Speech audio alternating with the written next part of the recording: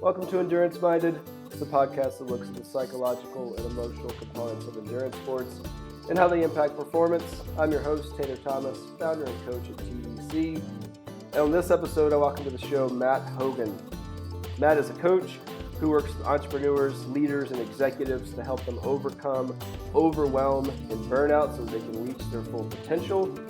Matt's driving force is to work to answer one central question, and that question is, what is the fullest expression of my life meant to be? Matt and I's conversation kicks off with his recounting of the story of how he attempted to take his own life at a young age and how ultimately that experience led him to accomplish what he has today and to fully embrace the experiences that he's had the opportunity to be a part of. Matt spent a decade as an executive working to build teams and companies and ultimately found himself unfulfilled. What he had worked for, the job, the title, the prestige, wasn't what he thought it would be and didn't bring him the satisfaction that he had hoped.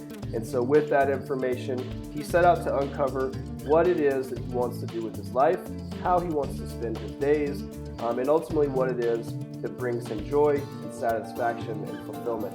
And so we use that as a springboard to unpack and discuss any number of topics, some of which include the intersection of endurance and mastery, and how we really have to think about our lives and how we go about pursuing mastery as an exercise in endurance, and how we have to have patience.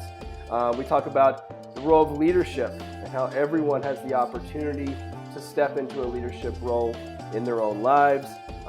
We talk about the importance of being present, and this conversation is one that I immensely enjoyed. Matt's demeanor, his expertise, his ability to be transparent and vulnerable, all made for a conversation that I got so much out of personally, and I know that you guys, our listeners, will get a tremendous amount out of it as well. So this is definitely one you want to listen to start to finish. There is, no matter where you're at in life, no matter where you're at as an individual, whether you're coming from an endurance sports background, whether you're coming from an entrepreneur or in leadership space, this is one packed with insight and takeaways that you can immediately apply in your own life. So, as always, enduranceminded.com for anything that we talk about on the show. Scroll to the bottom, drop us a message, let us know what's working for you. ThomasEnduranceCoaching.com for anything as far as resources, guidance. We'd love to hear from you. Let us know what you think. Without further ado, please enjoy my conversation with Matt Hogan. Hey everyone, before we dive into this episode, I want to take a moment to tell you about InsideTracker. As I've talked about at length on the show, my passion is helping individuals discover the tools, resources, and relationships they need to reach their full potential. It's about more than just getting fit or being in shape for one race. It's about realizing the value in the lifetime pursuit of dedicating yourself to become the best version of you that you can be. So no matter what you love, whether it's running, riding your bike, racing, or just getting out to enjoy the great outdoors, you want to do it forever. That's where InsideTracker can help. As a lifelong athlete who's done everything under the sun, I've gotten blood work done many times over the years, and it's always provided critical information. Even when I was feeling great and training hard, my blood work uncovered critical deficits such as low vitamin D and elevated iron. Despite how your training is going or how you're feeling, InsideTracker helps to uncover specific, individual, and actionable insights that allow you to not only perform better, but feel better and be healthier. InsideTracker was founded in 2009 by leading scientists in aging, genetics, and biometrics. Using their patented algorithm, InsideTracker analyzes your body's data to provide you with a clear picture of what's going on inside of you and to offer you science-backed recommendations for positive diet and lifestyle changes. Then, InsideTracker tracks your progress every day, every step of the way towards reaching your performance goals and living a longer, healthier life. So, endurance-minded listeners can get 25% off the entire InsideTracker store. Just visit info.insidetracker.com/endurance-minded to take advantage of 25% off of the entire Inside Tracker store. Being an athlete is about more than just completing the right workouts. So visit info.insidetracker.com/endurance-minded today to start taking a proactive approach to understanding what your body needs to perform better and live longer. Hello, Matt. Welcome to the show. Hi, Taylor. It's good to see you, man. Yeah, I'm very excited. So much of your story and the way that you live your life and the narrative around that resonates with things that I'm passionate about and resonates with so many of the recurring themes and topics and issues that we're working to unpack on Endurance Minded. And so I think a good place to start and maybe what seems like kind of kick things off for you is if we pull back a little bit and maybe tell us about kind of your this journey that you went on from a career perspective and how your path through certain career goals and mindset associated with that ultimately led you to kind of where you're at now and what I take as has been a really transformative and fundamental shift in how you move through your days and your mindset. To really acknowledge that story, it requires a little bit of context to before that. 2004, I was what you might call like in the worst place in life you can imagine. I was in just total despair, couldn't imagine a positive future for myself, and ended up attempting to take my own life with a gun. And that actually what was the birthing of a part of me, a fire in me devoted to a life of self-mastery.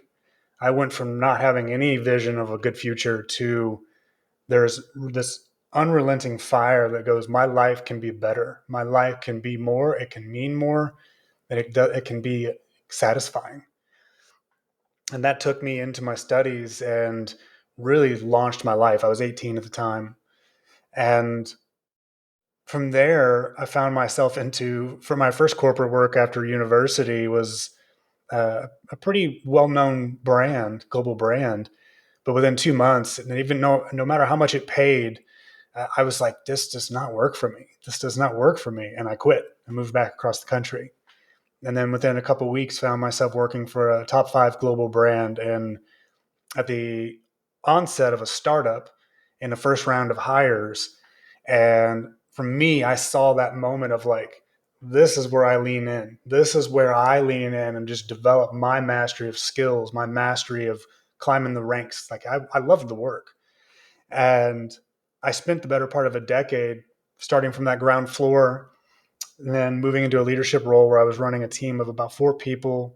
The P&L that I was managing was about $250K a year, and we were in one location. By the time I left, I was leading a team of about 100 people around the US and had built the portfolio to about 6 million year over year. And the thing that always just lit me on fire through my entire corporate career was how can we look at our team, our customers, our clients in a way that helping them reach their full potential supports the business's potential. And I always loved that. And it was always an intuitive thing for me. It said, if you do this, you'll get the business results. And which was fun for me to see when we got deemed the team of the highest customer satisfaction in this global organization for, I think it was 3 quarters in a row. And that led me up until my director's role, which I was gunning for the moment I came in the door. I'm like, I want this director's role. It is the epitome of what the picture perfect life looks like, the salary, the role. And I arrived and the balloons didn't drop from the ceiling like I thought they would.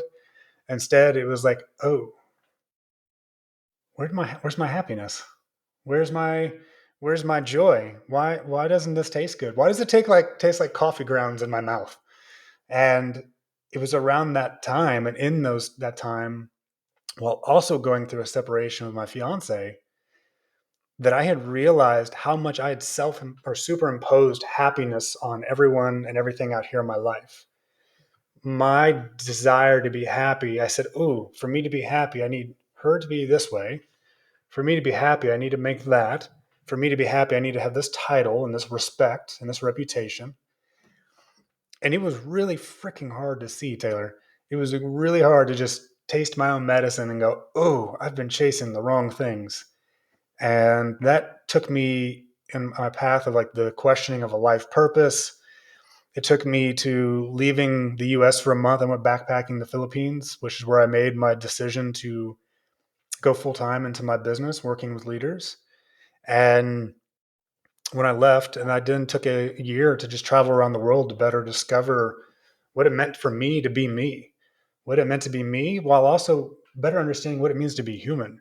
Because what better way to discover humanity than in yourself, as well as seeing the world around you? And I continue to this day to walk this path of what is my masterful life? What is the fullest expression of the life I'm meant to live? And that's the question that leads me every single day, still to this day. That was born all those years ago in 2004. Yeah. Wow, what a powerful story. I mean, God, yeah, there could be nothing more impactful than that event, in 2004 and the feelings that led to that. And um, I think for me, one of the things that resonates is your your feeling of, if I just get here, right? If I just had X, if I could just, and it's I've heard it deemed or described as the arrival fallacy, right? Which is, if we just arrive, if I can just get there, wherever there is, or and it could be a thing, it could be a relationship, it could be anything, and it probably is all of those things, at any one time. And what we see play out time and time again is that, of course, it's never going to fill your cup, right? So we get there, and like you said, it doesn't taste as sweet as we thought it was going to. It really doesn't. It doesn't scratch the itch like we thought it would. It doesn't soothe us or whatever.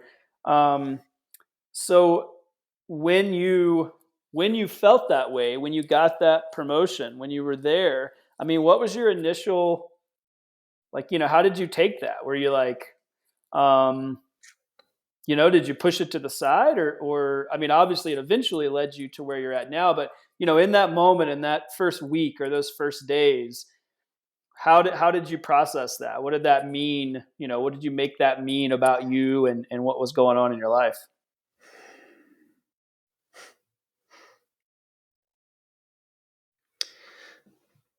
At first, I pushed it aside because when something you've coveted and highly sought after for so long finally arrives, and there's a notion, a, a nudge inside yourself that goes, this isn't what you've been chasing.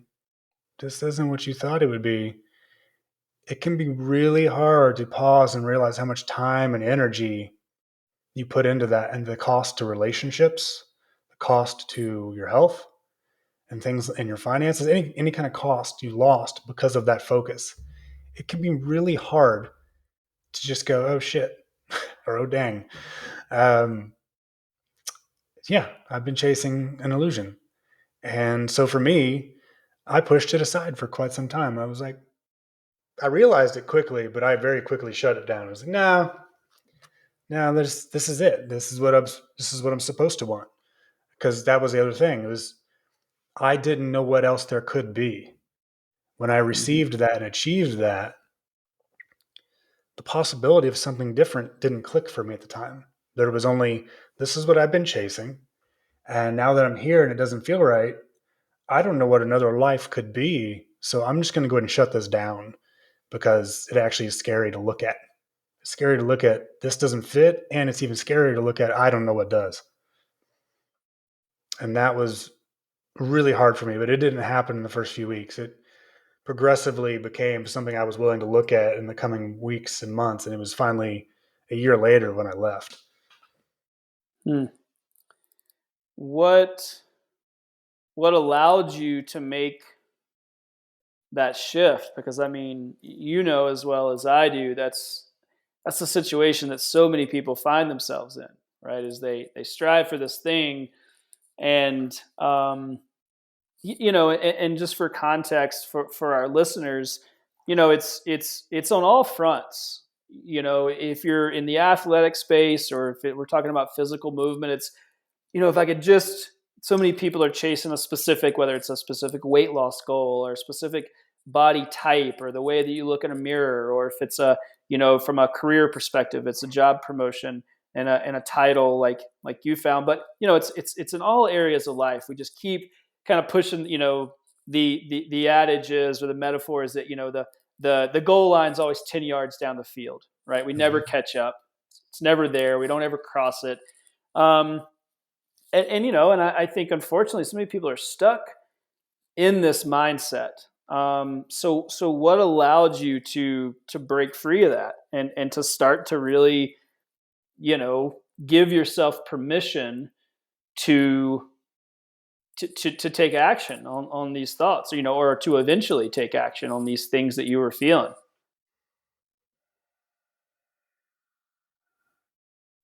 I'll share, and then I'm curious about any experiences you have with this, and I may frame it as a better question back to you once I complete.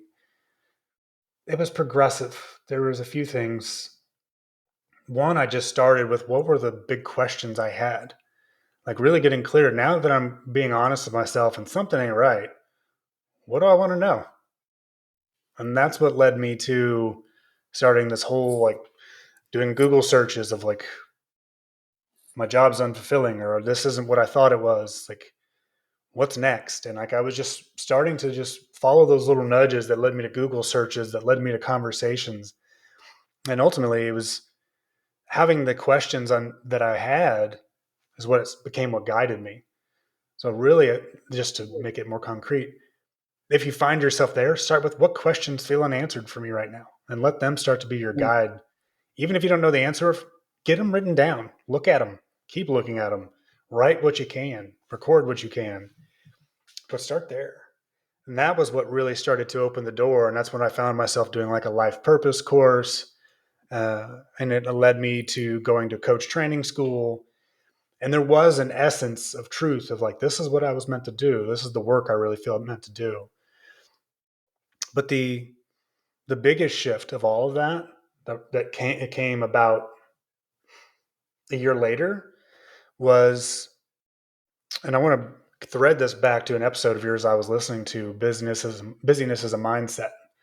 And you were talking about how we use busy as a place to hide. And it's so true. And I reached a point where I knew I was doing that and I just couldn't take it anymore. And I knew that something needed to change. I was doing this coach training program. I was starting to get clearer on who I was, but I knew that I was holding on to something that was really, really limiting me. And deep down, I knew it was my job, but I had the golden handcuffs and I was terrified to admit it and I was terrified to let it go. So I kept pushing it aside. No, I can't be that. It's got to be something else. Um, but I finally just devoted some time to it, and I put 5 countries in a hat. Went to the Philippines for a month. I know that not everybody can do that, but I went there because I knew if I went there, had no phone, and allowed myself to be in this brand new space, would challenge me and bring to me enough novelty that I could see something new. And what I found when I was there through the first few days, I remember this very, very vividly. I'm sitting at a coffee table or a picnic table outside of a hostel and drinking coffee, and I'm writing feverishly in a notebook. I'm writing about everything going on in my busy, chattering mind, like all the thoughts, all the fears about how do I manage my life? What do I do from here? I've been living this for so long. What does this mean? What am I supposed to do? Where do I go? Can I make it on my own? Is that what I'm supposed to do? Like there was just so much going on up here. And as you can imagine, when there's a lot going on up here, we have a lot of emotional instability that can come from that overwhelm, irritability, anxiety. And I found myself just feverishly writing in this notebook. And I was just doing it nonstop for like an hour straight. And as I'm writing and writing and writing, and all these things are coming out, things about being upset about my fiance leaving, things about my past, things about how much this job has meant to me, I started to get to more clarity. I started to get deeper into what was really important to me.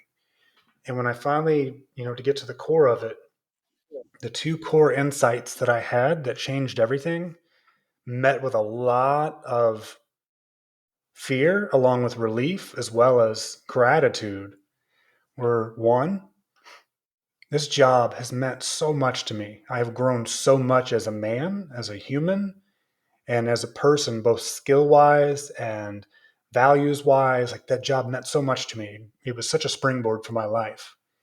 And I felt so much gratitude for it. And then, not much long after I recognized that, and I really let myself feel how grateful I was for how much that had meant for my life, the harder realization was, and it's time to let it go. You're ready to move on. And that one was the hard one to see. So I flew across the world, got out of my busy life, and found a way to get enough presence with myself and enough time devoted to myself that I found those two insights that then later launched my business more full time, left my corporate work, and took me out of the US. I think I'm the presence curious. piece is so important. Yeah, Say go more. ahead. Sorry. No, go ahead. Let's talk about presence. Yeah. Well, I just, it's something I don't have any grand solution. I think certainly finding more of it. I mean, I love, just the opportunity that you had to kind of extricate yourself and realize that presence was so important. But that's really an argument. I guess not argument might not be the best word, but I feel that I am arguing it sometimes, for a consistent movement practice. I see engaging with our bodies in a physical way as a real opportunity to be present, because in Mhm. so many ways, if you set yourself up for success, if you can eliminate distraction, if you can focus on listening to your body and checking in and really being in that space, I don't care what you're doing, a walk, a yoga, running, pick a movement. But it's just about making that link between the mental and the physical. And I think that's there's so much opportunity there to create opportunities for presence daily, because we just don't Mhm. get that chance very much. We are bombarded by all these things, and whether it's busy or and even things that we care deeply about, we're engaged in those things. And so I just think there's so much to be said for really creating opportunities to be present. And for me, one of the most critical places that happens is in, a movement practice, and really making sure that time is about that thing. It's not, let me do this and also check emails, or let me do this and also watch TV, or, I'm going to be there. I'm going to be in this space. And so I don't know. I feel it really resonates. I think there's so much clarity that comes when we can just provide ourselves opportunities to be present, and those opportunities are few and far between in the modern world. We have any number of things that are set up to keep us from being present. Mhm. We don't we're not really inclined or encouraged to be with our thoughts. It's so easy. You grab your phone, you turn on a streaming service, you look at Instagram, whatever the thing is. And those things aren't bad, but there, I think there is just so much value in creating that dedicated space to be present. And I don't know, hearing you tell that story just got me um thinking about that. I mean, so that was that was that one instance. I mean, you were in the Philippines for some time, so I imagine you had tons of opportunity to for introspection and to be present. I mean, how did that Mhm. play out when you had this abundance of time and I'm assuming opportunity to be present? I'm happy to answer that. However, I feel like there's a good question I would love to ask you that could really be fun to explore. Are you open to that? I am totally open to that. You were sharing about uh, your seeing and knowing like what gets in the way of presence. I'm on my Instagram account. I am inundated with work. I'm inundated with family. I'm inundated with my thoughts, even though I may not be paying attention to them. And your avocation for the connection of mind body is so beautiful. And so, for me, I'm so glad to see how much more it's being emphasized these days. The question I had was, in your own experience of presence, what does presence feel like to you? Mm, it's a great question. I think it's certainly evolved over time, which I've taken to be um, a good thing. And if I can set the stage just briefly, it's something that I struggle with immensely. It has not come natural to me. I have a very, very um, busy mind. I struggle to turn off. Um, I I get hyper focused on things that I care about, and that prevents me oftentimes from being present. Um, and so it's something that I have to work at actively. Is why I want to set the stage there, just give some context. And so for me to again, I think it's evolved over time. Early on when I kind of really started to work on it and realized that it was something I needed to dedicate some energy towards because I wasn't doing it. I wasn't doing a good job of being present for myself or being available and present for those around me. Um, it was just that I could focus on a task at hand, right? That I could actually be in that moment. I could have a conversation, for instance, and dedicate myself to that conversation and not be thinking about, what's my to-do list? What am I going to do immediately after this? How can I be better utilizing this time? Um, and then once I felt like I really was able to engage in that space, then it was like, okay, well then how do I then do this in a way where I can create some space for myself? And that's been the real kind of, I think, the next evolution um, is to be able to do things and actually um, have an openness, right? Where, for instance, if I use exercise, um, and one of the places that I create this space most effectively for myself is walking, right? So we're not Mm. talking about intense exercise. We're not talking about any sort of training per se. It's walks, no devices, no AirPods, no music, no. I walk. I take my dog, and I just really work on creating some space to check in. Mm. How am I feeling? Is there anything I need to process? Is there something that I'm dealing with that I've kind of pushed aside? Um, and that's been a really, I continue to lean into that because it certainly doesn't come natural. But that's been a really productive and really transformative, kind of process for me, um, is to really have space that I'm actually not in kind of in in the sense that we might want to try to think about our time as what are we doing with it, right? Am I productive? Am I checking some boxes? Am I getting things done? I'm actually purposefully not doing anything with that time. And that's been a really amazing thing to be okay with, because I am a very, very driven individual and I have I struggled to come off of that. So yeah, it's been really interesting to kind of see how that unfolds. But yeah, to your question directly, for me now that is actually having space where I am purposefully not getting anything done. And the purpose and the value of that time is the time itself. And and it allows me to just be just kind of take stock, be present. Like what's going on in my mind? Are there things again that I haven't thought about? So yeah, I don't know. I mean, what if I have. how about for you? What's that felt like?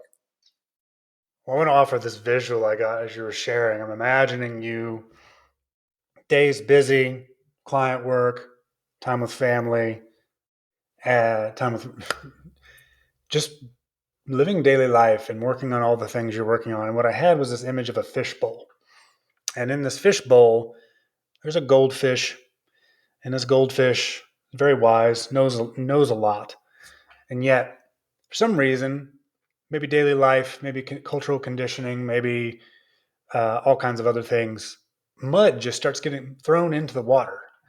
And the mud just starts to make it all murky and messy. And what we're throwing in this mud is equivalent to all the thoughts, all the thinking patterns and loops that we go through. I dislike my job. I dislike my job. What's next? What's next? What's next? Am I doing this right? Am I doing this right? All those incessant thoughts and little things about maintaining our lives and living our lives well that continue to stir up the water. That's the mud. And then I imagine you taking this goldfish on a walk. You're taking a step away from the devices. You're taking a step away from everything. There is no doing. There is no productivity in this. You're just taking a walk. And you stop throwing mud in the fishbowl. And what happens when the mud gets a chance to stop having mud thrown in it and it's not being shaken up? It starts to settle at the bottom. And as it settles at the bottom, the water becomes crystal clear again. And so I imagined you going from the busyness of the day, the busyness of the mind, out on this walk, and like that muddy water, it has a chance to settle. So you, the goldfish in you being like your inner wisdom, your inner teacher, your inner guidance, can be like, aha, this is the thing.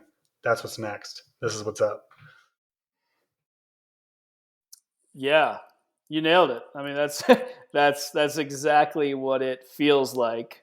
Um, yeah, I mean, and I think that is the clarity that comes from that. From something as simple as just going for a walk.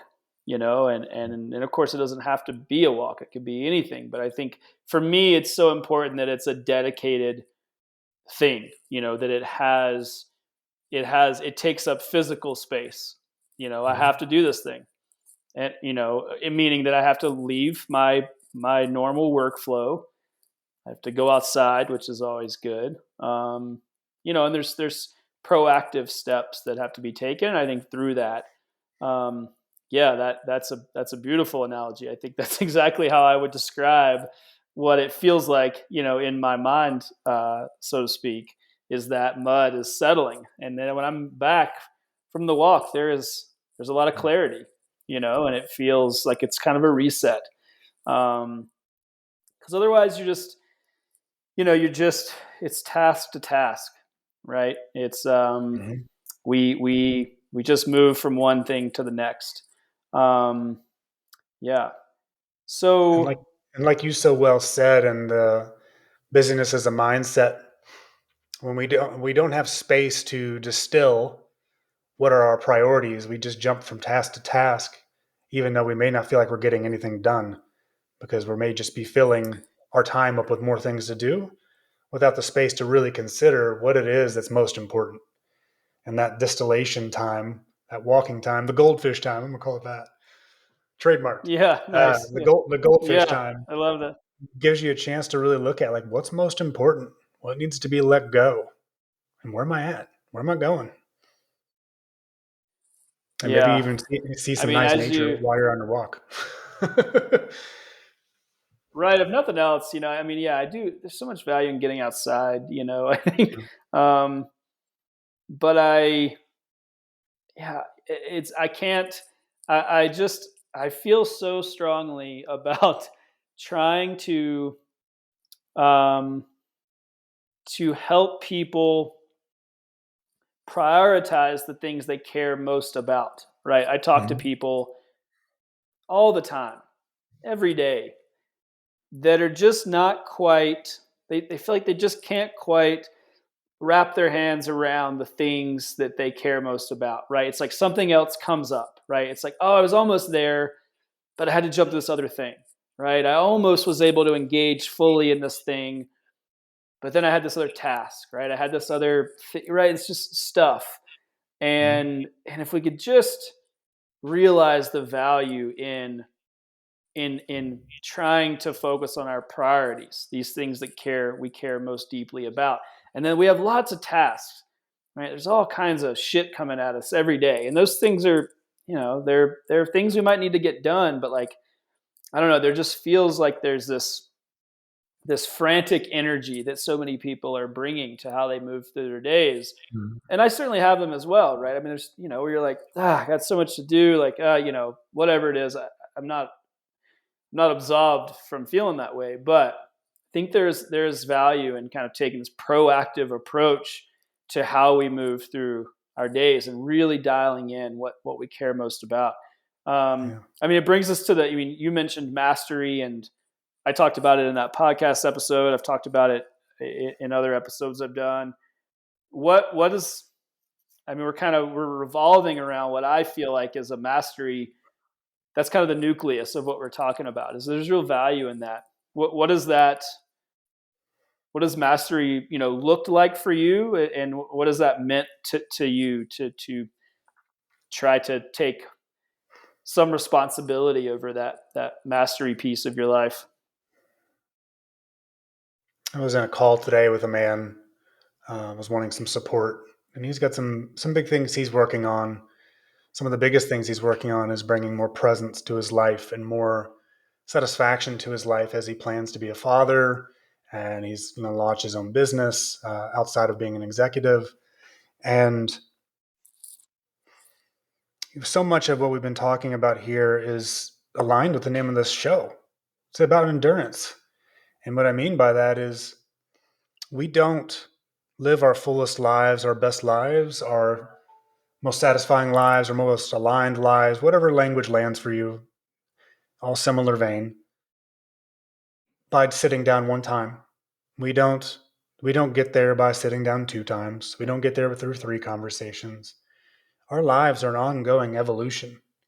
And what I brought up that man before was these big things that are going on for him. One of the things I asked him, I just looked at him and asked him, I was like, what's the conversation that you need to have with yourself right now to support you? And what I find, and this was in my case too, is so often I would be looking at what I need to talk to you about and what I need to share with the world.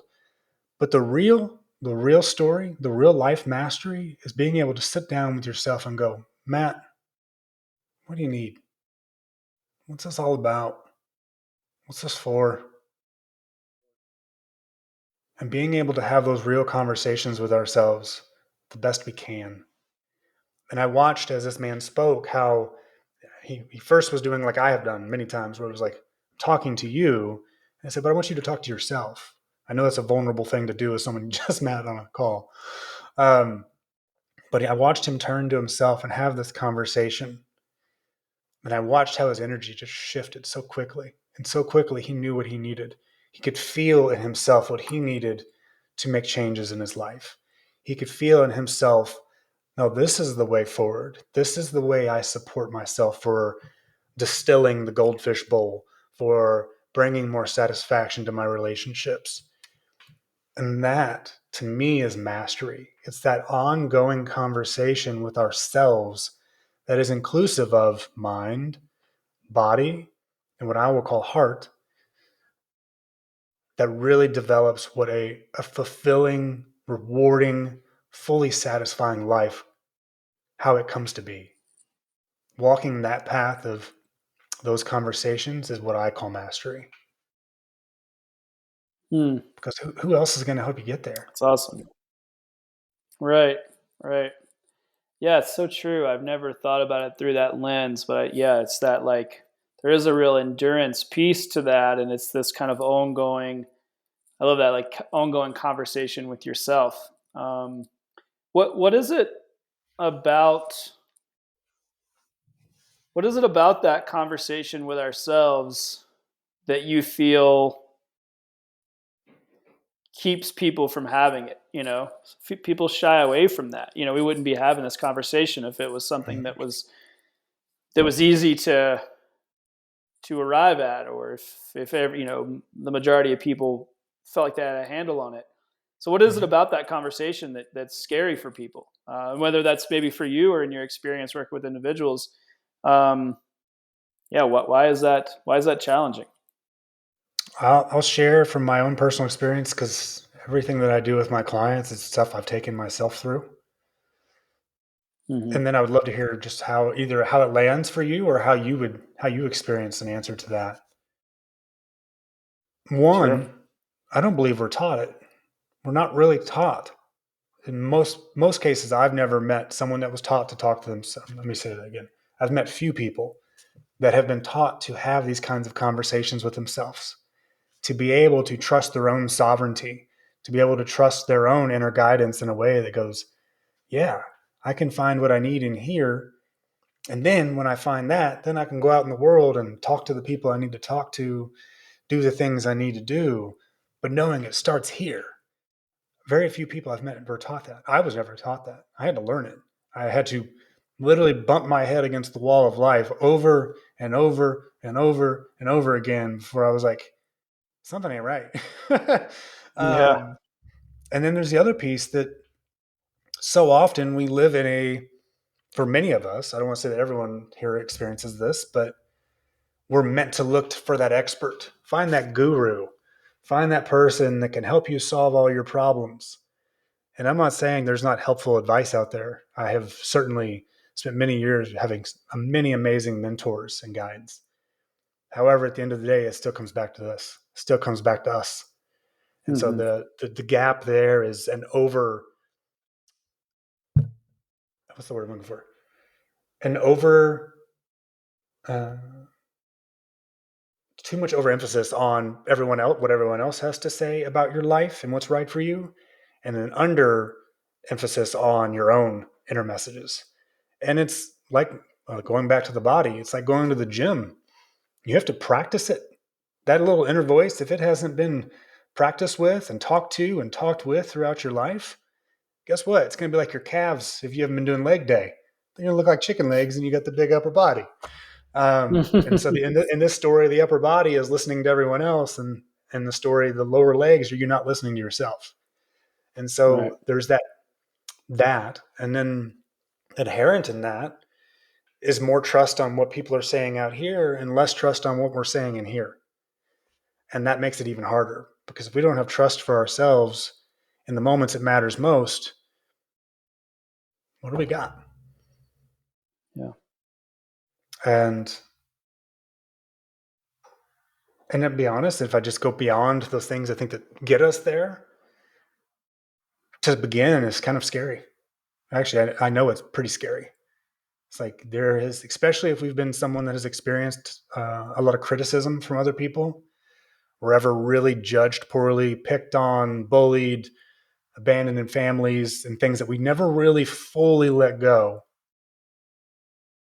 There can be such an impact on our own self-concept of who we are that it can actually be a root of what keeps us from trusting our own inner guidance. Mm.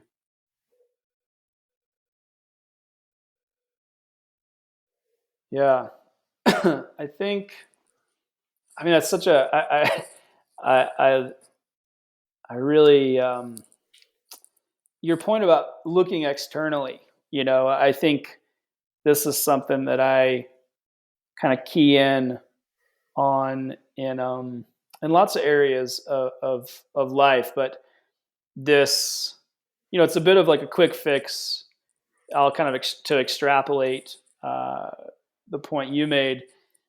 It's kind of this quick fix, like hack culture. It's like, who can give me the answers most quickly so that I can kind of get to the task of implementation and then move on with my life, right? The real harder work is to have that conversation with yourself, to your point. And I don't know, I see so many parallels there, whether it's in from a coaching perspective, when I work with athletes, it's, yes, I'm here to support you, but I also need you to be able to listen to yourself, right? I need you to we're developing skill sets that allow a level of attunement that is over and above and will supersede what I'm telling you as a coach, right? Like, I'm here to provide some bumpers and guidance and support physically as well as emotionally and mentally, but ultimately, the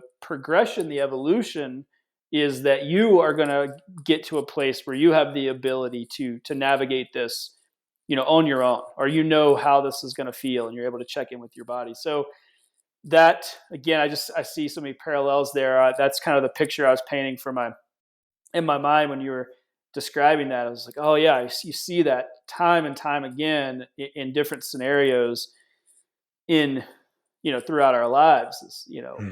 What book can I buy? That's what people always ask me, right, about different topics, right? What book can I buy, right? And it comes to like physical training, or mindset, or business, or entrepreneur, whatever.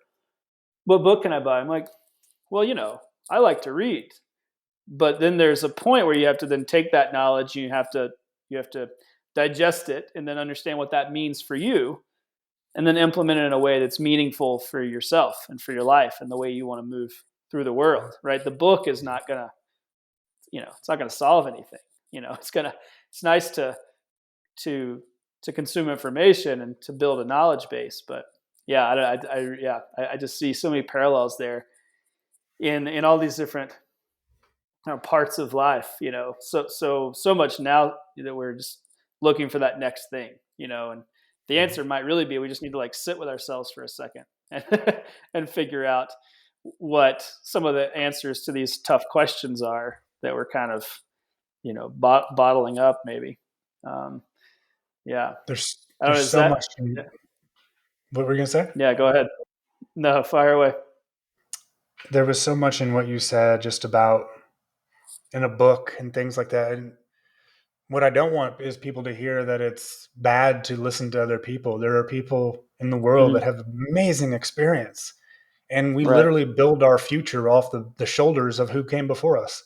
That's the way it works. Mm-hmm.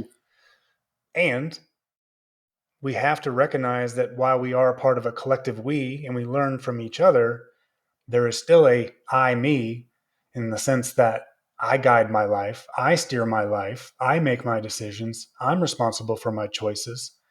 And there are many times that we would rather push away that responsibility and go, well, here are all the reasons I don't have the things I want. Here are the reasons I don't feel the way I want. Here are the reasons I don't have the relationships I want. And we push it out here. And then we'll read a book and we'll try to operate from the script of the book. And if we start to color outside the lines of the book or what we were taught, it gets scary. And that's Mm-hmm. when we start coloring outside of that lines of that book. That's where that inner voice, that inner conversation needs to happen. It's like, okay, this is a little bit far beyond what I read in the book. What am I going to do? And what I find, I just want to add this, and we can go anywhere you feel like we want to go, is it's how we have the conversations with ourselves in the moment. I want to paint a picture so this doesn't feel conceptual. I'm in the Philippines, and I'll be honest, I didn't do a lot of research about traveling to new countries at that point. It was before I'd done any major traveling. And I got there having some ideas around how I was going to get around and how I was going to get to my Airbnb that I booked while I was in customs, having landed. And yeah, I had some travel knowledge from some travel gurus that I had found on YouTube, and just experience from traveling in the U.S., which was only offered some. But then there's the reality. I get into my life. I'm in my life. Okay, I'm in the context. I'm in the business meeting. I'm in the Philippines. I'm wherever I'm at after I did my learning, and things don't go quite the way you thought they were going to do.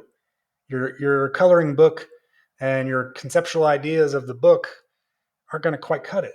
What do you do? Where do you turn? You have to turn to yourself. And you have to be able to turn to yourself and say, what the hell am I going to do?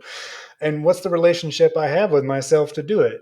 And I will tell you, I'm not sitting here painting this glorious picture like Matt's got it figured out, because here's what happened for me. In the first few hours of being in the Philippines and having just been overwhelmed from a sensory experience of what it was to come in after 36 hours of travel, coming into an environment was unlike anything I'd ever experienced. I was overwhelmed and my mind was going crazy. And it was just chattering about all the things that could happen and wasn't go wrong. And are you nuts? Why are you here? And just all this stuff that my travel videos weren't going to help me with. And I literally had to pause and try to move beyond all that incessant criticism and doubt and fear and just go, what do I need right now? What do I need to do right now? And really slow myself down and not be so lost in those automatic thoughts of doubt and criticism that so many of us are familiar with. It's creating a new conversation with ourselves where we're like, okay, I hear you doubts, I hear you fears, I hear you criticism and catastrophic futures. I hear you. I see you wave. And even with those there, I can still have a conversation in here that goes, what am I going to do? What do I need to do? What do I need? What do I need to let myself know? What do I need to find for me? When we can start having that intimate of a conversation with ourselves, it really starts to change things. It helped me in those moments make my way to the Airbnb that I was staying in. But the whole way, the rest of that stuff was still chattering. But there was enough break between that and what I was saying to myself, that deeper conversation, you might call it, that I was able to move forward. I was able to keep going, and I was also able to experience some wisdom in myself that I didn't know was there, and it gave me more confidence too.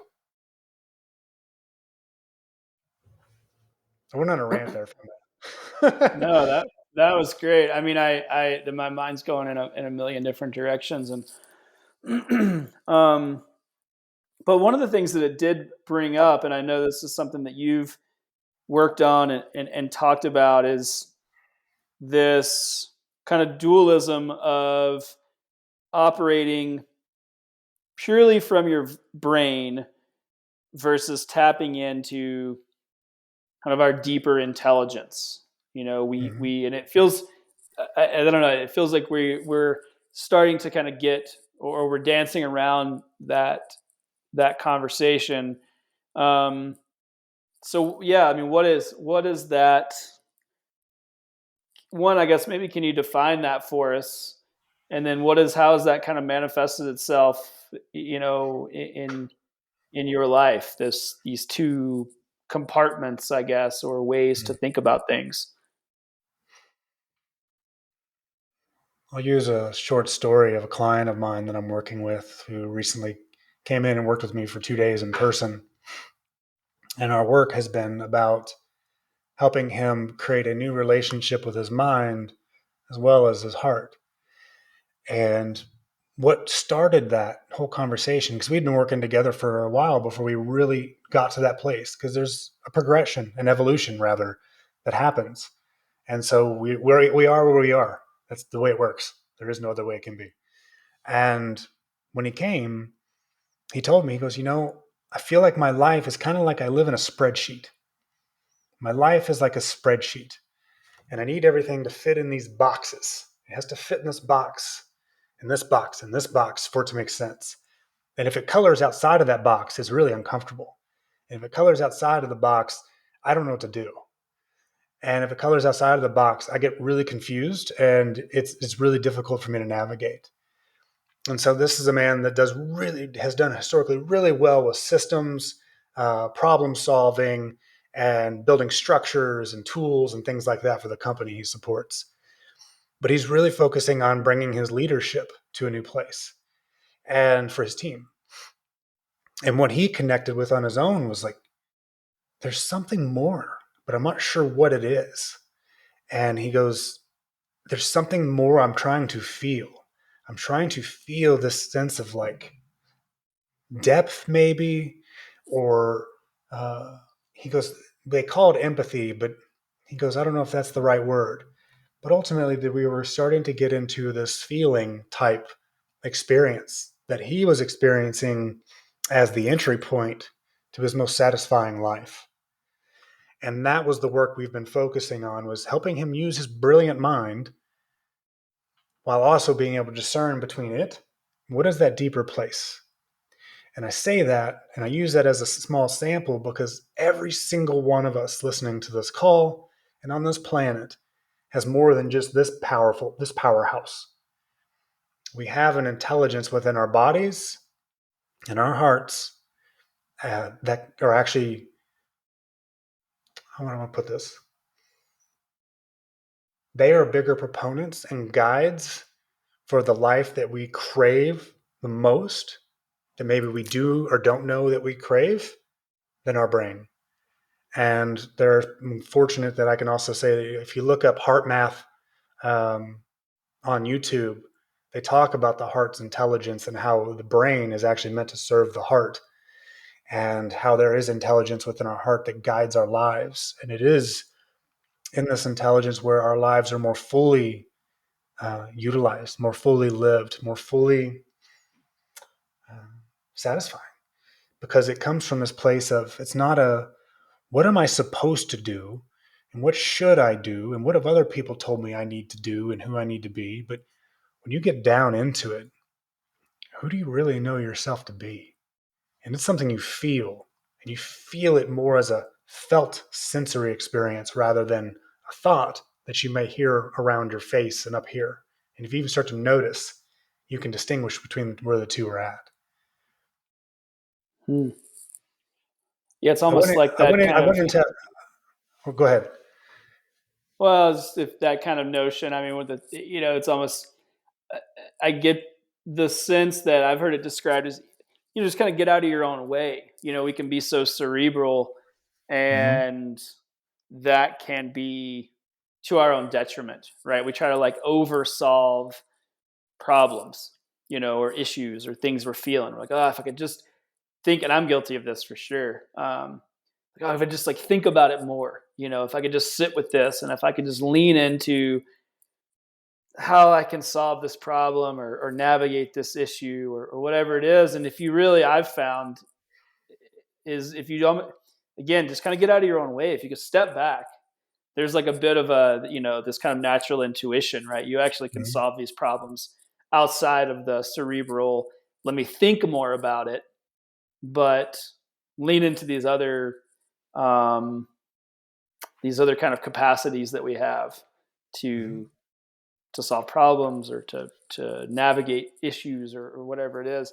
I don't know. That just, yeah, it struck me. I was just, again, to my own self, I can certainly have a tendency to just kind of try to overthink things, right? Or if Have I you, just like have you, yeah, what's that? I was just curious, have you heard that inner voice within you, that deeper voice that is not cerebral? Yeah, yeah. I mean, I think for me, it has been, as I have really worked to do more. I mean, not to use my own language, but to focus more on my priorities and less on my tasks. If when I'm doing things that I really care about and are in alignment with my personal, values and mission, um, that's when that feels like it is more readily available. I don't have to like outwork these things. It doesn't feel like it's as forced.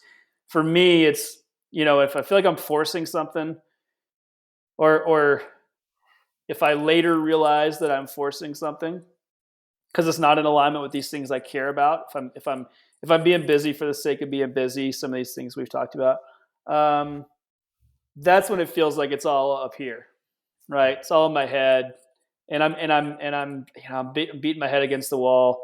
I feel like I can't find a solution. Whatever that scenario is, whatever that narrative is, and then yeah, if I can step back, if I can kind of realign and be like, you know what, the things I care most about like actually aren't in the equation right now. That's the problem. So let me get back to those things.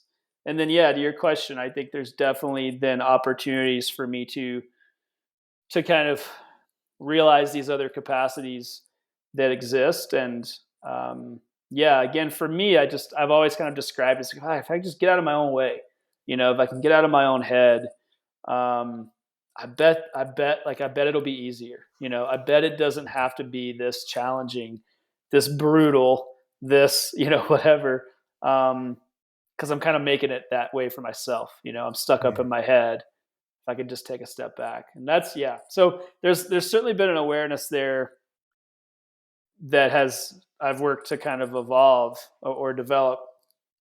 Um, Clearly. but it's not, again, I mean, these are things that are on any given day, I still find myself in that place, where it's the middle of the night and I'm up trying to, my brain won't shut off and I'm trying to oversolve a problem. And if I really just stepped away, and allowed some other part of my body to lead the charge, it's much more productive. So yeah, I think that's certainly been something I've realized. What was cool that you said was when it's in your brain, when it's more cerebral, it feels more forced, more effort, and more task based. And it sounded like you Mm, were saying is when it comes from maybe that deeper intelligence, heart, whatever we want to call it. I don't want us to get caught up in hearts and language that maybe misses the point. I'm saying that for me because I used to be the one like, what are you talking about, heart? What is this? um, but that aside, any like body organs aside, that place that goes, no, this feels good. These priorities feel right. They don't right. feel full of force. They feel more effortless. They feel right. And I'm Hmm. curious if you're willing just to take it a step further, are you able to describe the feeling, how right feels for you? Like, how do you know something feels right? Mm, it's a great question. Um, I think one of the biggest cues for me is, um, I think the best way to describe it, and it's a very real feeling, is this a reduction in stress. When it feels with that kind of, again, I'll describe this kind of environment, which is, it's very cerebral. I'm stuck with trying to really just force this thing into submission and sort it out, and it's in my head, and blah blah blah. With that comes a high level of stress, and I can feel it. It doesn't feel good.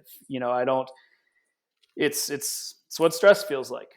Um, and it's as much um, it's as much mental as it is, a physical manifestation of that stress. In terms of, there's fatigue and there's increased muscle soreness and there's all these things, like it just feels not good. And when I can get out of that place, that goes away. I just don't have that stress. And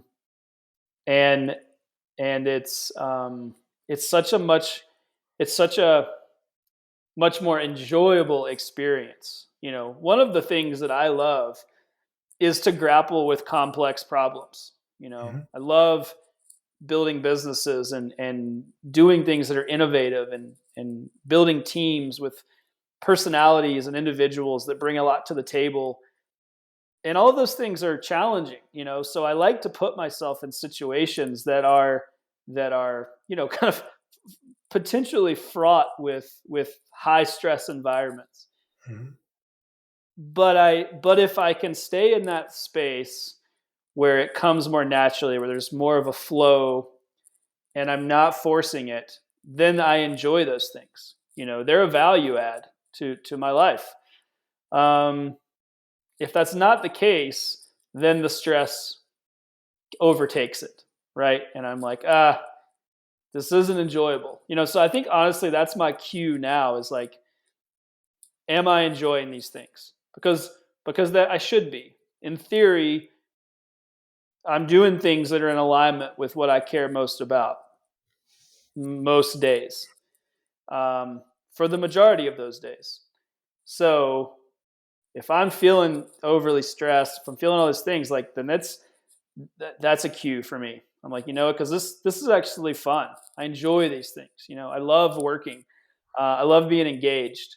Um, so yeah, that's become my cue, is when I'm like, this is brutal. This isn't fun. I'm not sleeping well. I'm not being present. I'm not, these things that are cornerstones of my life are falling away. I'm like, yeah, I got to get out of my own way. I got to step back, and I got to let, again, yeah, whatever language resonates. I'm similar to you. I've resisted different types of language for a long time. So whether it's hard or however, whatever that needs to look and sound like for individuals, like I do think there's definitely something there where, yeah, if you can step back, then I think that there's a real opportunity there to kind of step into a greater purpose and really be in alignment with the stuff that you care about and things you're Mm-hmm. passionate about versus just like grinding.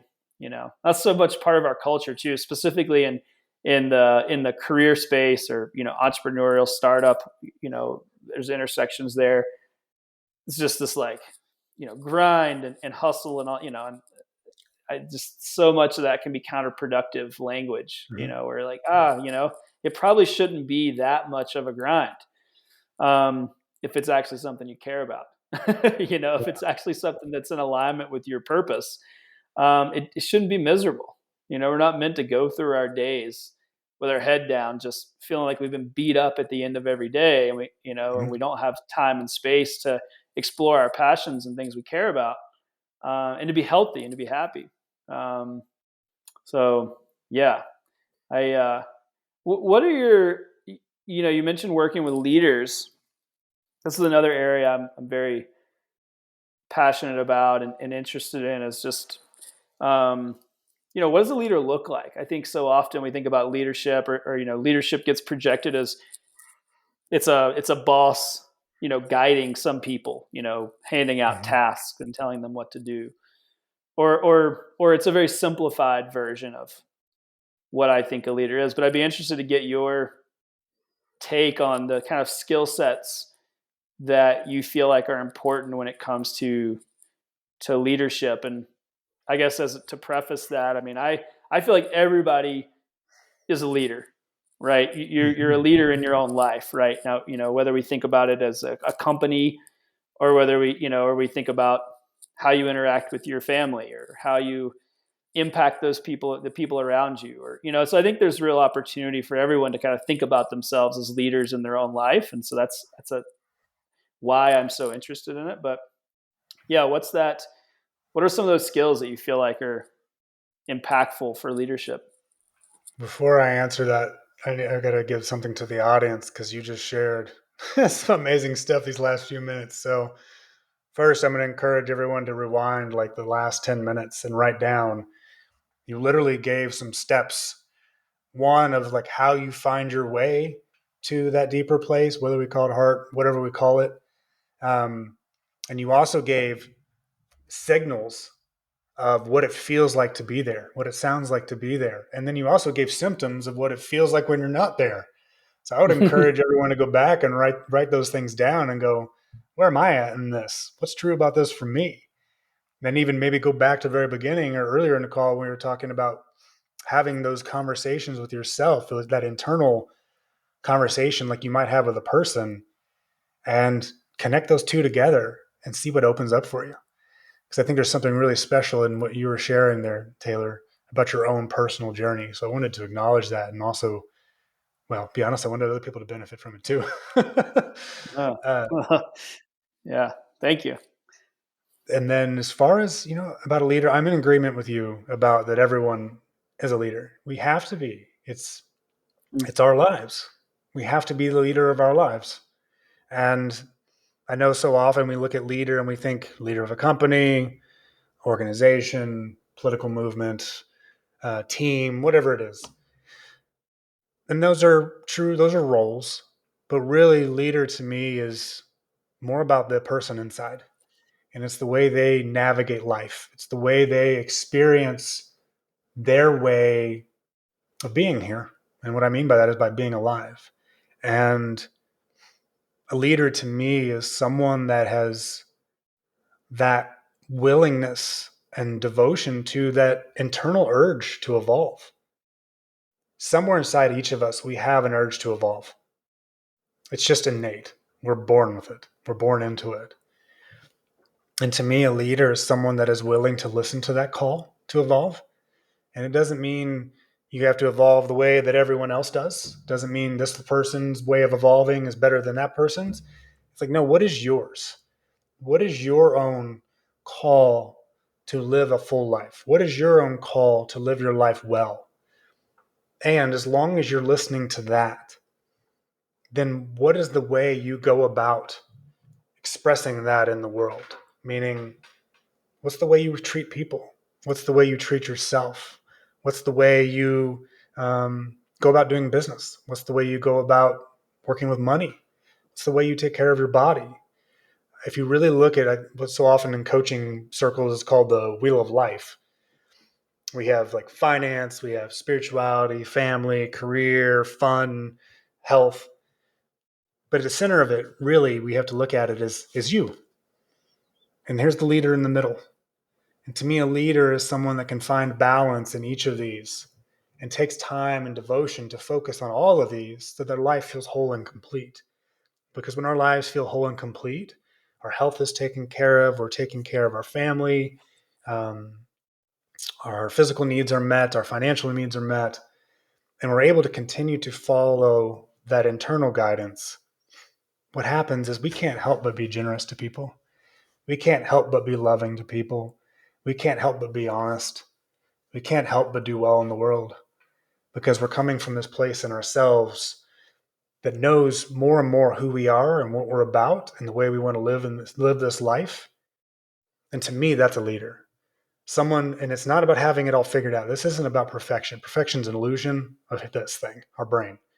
This is about the willingness to have the endurance that says, each day I'm going to do my best to live the life that I feel that I'm called to live. I'm going to do my best to be honest here. I'm going to do my best to offer this person support. I'm going to do my best to love that person. I'm going to do my best to take care of my body. And that's all we can ever do is our best. And if we're doing that, what more can we do? And so to me, that's a leader. And that's my new definition of leader. I used to be very much caught in the idea it was about a role in a company. A step I might take further than that. That's might call that leader version 1. Leader version 2 would be someone that takes that life devoted to that and that life calling to that willingness to go there and helps other people do it. And that could be someone in a company. That could be an executive that really puts time and attention building a culture that reverberates that way of living throughout the company. So the whole company is healthy. All the people are healthy. And guess what happens when we have a healthy company and healthy people? It extends out further into the world. So that's where I really look at leadership. I couldn't agree more. I think that's exactly how I have, and very much to mirror, your evolution.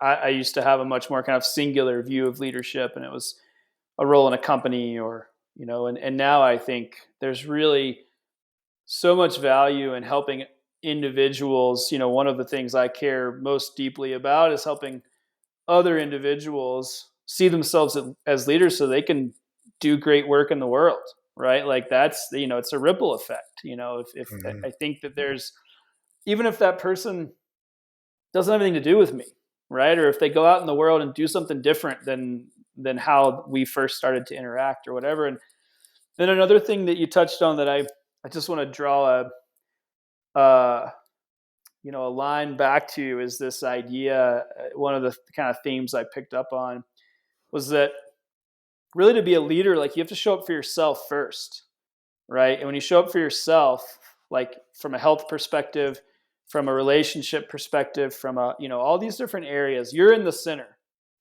and you have to show up for yourself in order to show up for others, right? And I think that's something that I is a recurring theme and lots of stuff that I talk about, because it's something I believe so strongly in.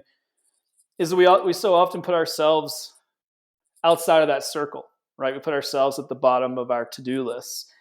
And I think that in order for us to do all these other things we want to do, right, whether it's job or family or whatever, we have to be in the center of that circle, to use your illustration. And, the way that I really paint that picture is, you have to show up for yourself, right? And once that's full, again, there's different facets of this, but I think, health and our physical body is part of that.